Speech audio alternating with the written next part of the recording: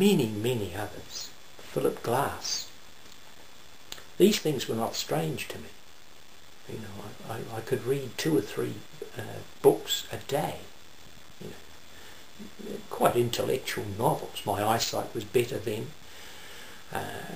The distractions, other distractions and responsibilities in my life were somewhat lessened. And so I had heaps of time to devote my young life to such things. And I did. Poetry, T.S. Eliot,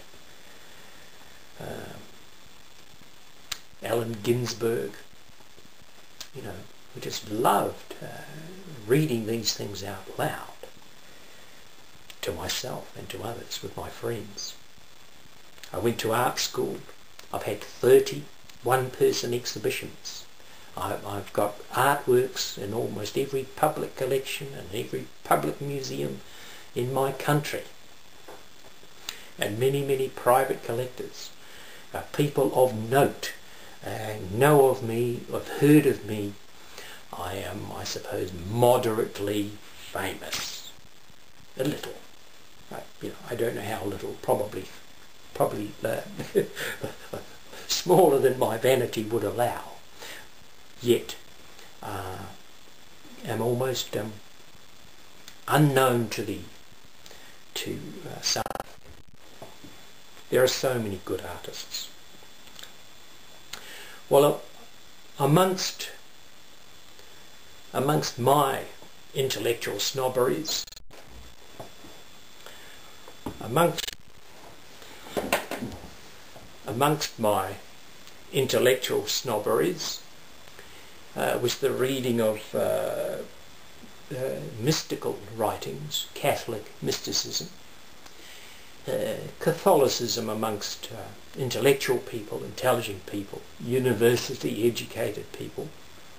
I've been to 2 New Zealand universities, Canterbury University, Victoria University, art school, and a BA degree course in English literature. I almost enrolled at Auckland University and attended for a time Waikato University for teacher training college, probably now attached to Waikato University. And then I took off for James K. Baxter's commune in Jerusalem and spent the winter of 1970 with him, and then launched out, married, into an artistic career where, as I say, I had 30 one-person shows, mostly abstract paintings, up and down the country.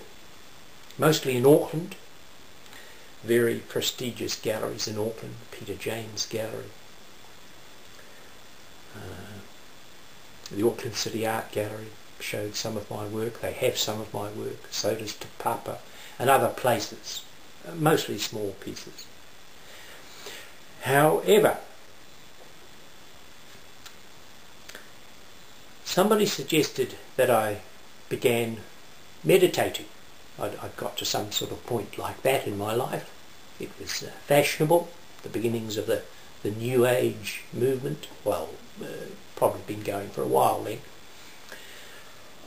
So I began meditating and would see dizzy, hypnotic patterns in the carpet and so on, and this would make me a bit drowsy and whatnot. And I would find a kind of peace, which I now would think of as a false peace. I believe I experienced such stillness as to accord it the name of the samadhi experience. So, you know, I was reasonably well schooled in those understandings. Samadhi, a notion of bliss, where I think you have your Zarathustrian, Nietzschean, neither good nor evil, beyond good and evil. Basically because I think there's a balancing of good and evil. But it's a delusion. It's a personal, individual bliss. It's not particularly transferable Other people would have to indulge in the discipline of it, meditating and drinking lots of water and fasting and stuff like that. And the gains are just not useful for others, really. It's entirely personal and individual. It's focused on the self. So ultimately it's an incredibly selfish thing, the individualistic thing. And it engenders a feeling of superiority. There's a pullback of the lips that occurs with the proud man, the patrician sneer, I call it. And everywhere I went in Myanmar and other places where I see a lot of Buddhists, advanced Buddhists, they have this patrician sneer. Sort of not the pursed lip smile, but the pulled back lip smile, the smirk, the institutionalized smugness of the patrician, of the liberal who thinks he knows it all, the Buddhist who thinks he knows all about enlightenment. True enlightenment is only to be obtained through Jesus Christ, because it's an activating, corporate, engendering spirit. It gives rise to things, to positive action in society. Christianity has always led to steps about the patrician sneer. And the outflow of this in Buddhism leads to the most useless society you could possibly imagine, guaranteed to engender its own poverty.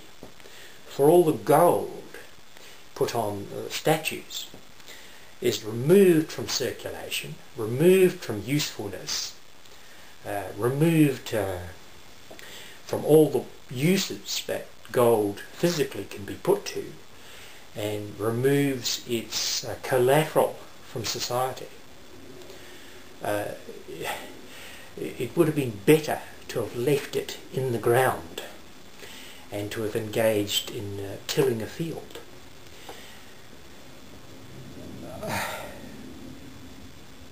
There is no more stupid religion guaranteed to impoverish its people and blind them to a developing world than Buddhism. You know, it all made. So I rejected samadhi, the bliss, wonderful as it was, such a beautiful stillness. You know, the trees seemed to be waving in the wind and answering great unfathomable questions of the universe. Yet I rejected it. I wanted something more communicative, more useful to fellow man, to my social world, to others. I felt this wasn't love. This was bliss. In the delusion, somehow I knew it was an attractive delusion. So I began to think not of meditation and contemplation,